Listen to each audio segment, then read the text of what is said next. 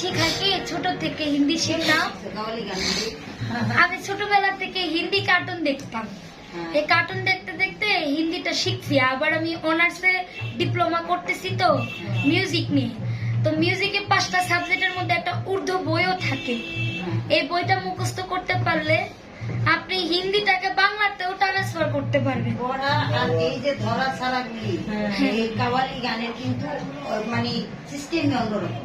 বাউল গান মানে এই যে ধরা ছাড়া যে তোমার এই অ্যাকুরেট ভাবে তুমি এগুলো শিখলে কিভাবে উস্তাদ ছাড়া এটা কি একা একা শুনে শুনে শিখছি। দোয়া করে যাতে একটা উস্তাদ পাই। আমি উস্তাদ পাইলে আরো ভালো চেষ্টা করতে পারবো।